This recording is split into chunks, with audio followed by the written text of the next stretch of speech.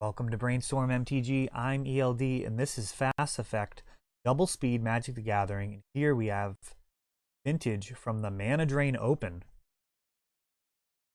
Justin leading out Underground Sea into Preordain. Card that is seeing a lot of play, and it looks like proxies for Ruby, Sapphire, and Emerald into Time Vault. So a very dangerous opening here. Now Jared is on workshops. He does have some onboard tricks that can stop the Time Vault key combo.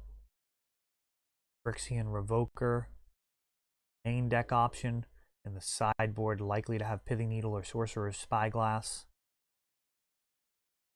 But the clock is ticking here for Jared. Eventually, Justin will end up with all the turns.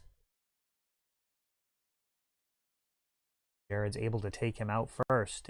That is a good start. 5 damage to the face. Soul Ring, 4 mana. And Paradoxical Outcome. So it looked like Voltaic Key was going to be the bigger threat here, but Paradoxical Outcome pretty much on board. On par, I should say, in terms of the danger level. And Arayu, and this will easily flip.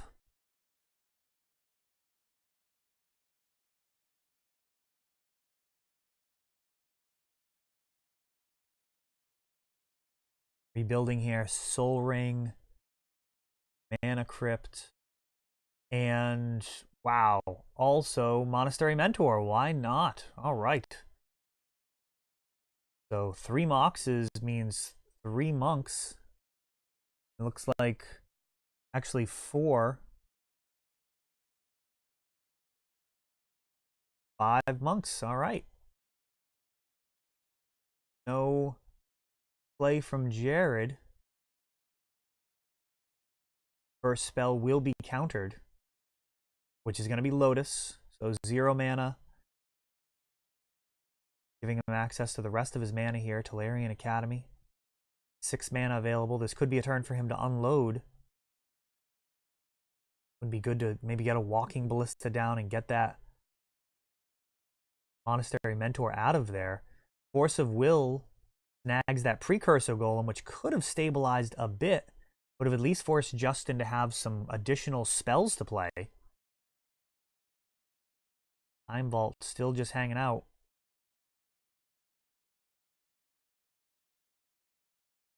Fleetfoot Panther, or not Fleetfoot Panther, I forget the name of this one. There's been a long line of just on the edge of playable hasty creatures for shops. Mana Crypt misses, so he can tap his Ancient Tomb one more time if it's really good.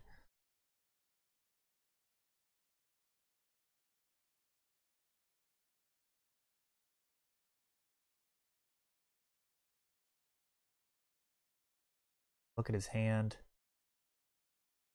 It's not going to be good enough, so no sense in showing any more information to Justin. Jared scooping it up there, hoping to force a game 3. Justin earns the check mark. For shops is the boogeyman. For many players, for shops players, perhaps Outcome is a bit of a boogeyman. Paradoxical Outcome decks, very explosive, can win on the first turn before shops can even do anything.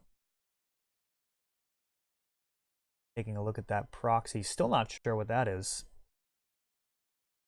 Proxies are a reality of Vintage in the US, for better or worse.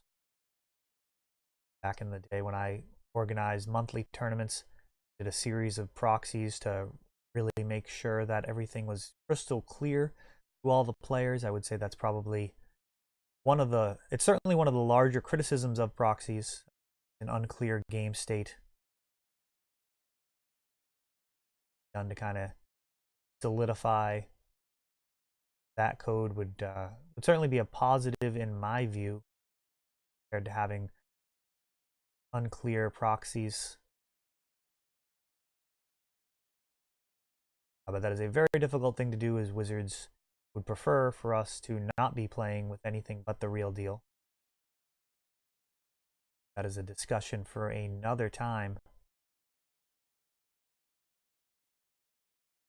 Interesting to see Legacy at this point being more expensive than Vintage used to be when proxies were first implemented, showing that perhaps players would be willing to shell out enough money to actually play with the real cards. See here what Justin's able to do on the draw against Jared's deck. Does have a lot of disruption on the first turn, which can be very problematic. That's not met with a force of will, or if there are multiple pieces that come down, it can make it very difficult to get off the ground.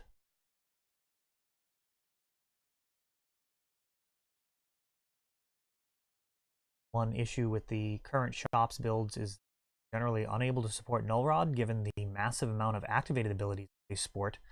They've got Arcbound Ravager, Steel Overseer, Walking Ballista. So while they may be willing to cut off the mana element with Null Rod, their actual activated abilities of their creatures just too juicy to walk away from, too core to what the deck is trying to do.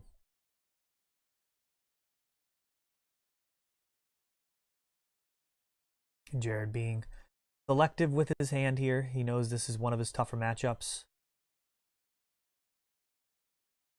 Something solid in this opening 6. And Factory. Scrying here. Factory. Mox Pearl. 2 mana.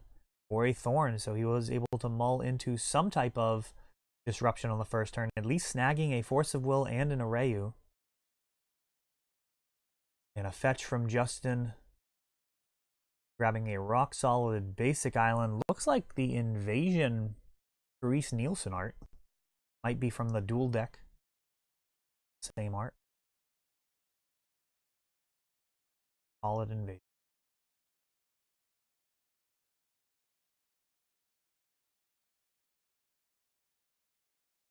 And Sphere of Resistance, Arcbound Ravager, and Foundry Inspector on the other side.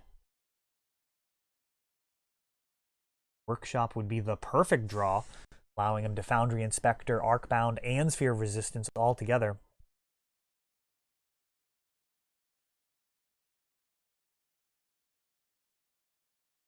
And they just have to do with a Foundry Inspector here. The other possible line there was to jam the Sphere of Resistance. That does push you out of range of your own Foundry Inspector. Certainly the more disruptive card versus outcome. We'll see how this goes. Jared playing the more aggressive route, hoping that Justin can't punish him in the short term. Really a question of what he can do in this exact turn. Treasure Cruise, clearing out a bunch of the graveyard, drawing 3 cards.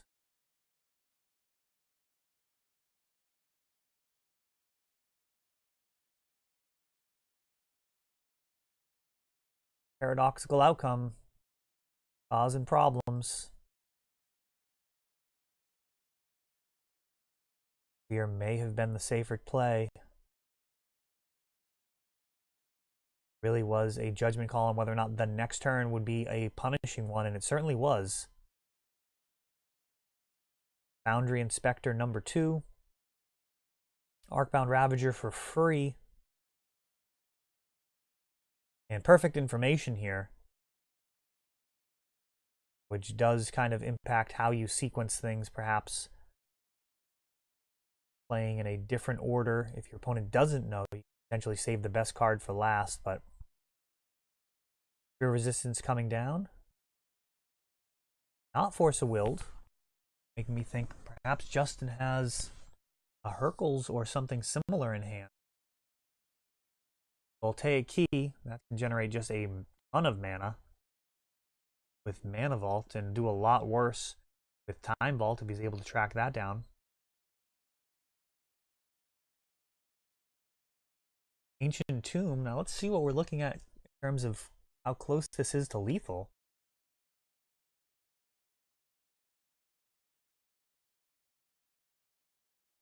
$11 damage coming in, and then that sphere gets sacked, so that actually gets Jared game number 2.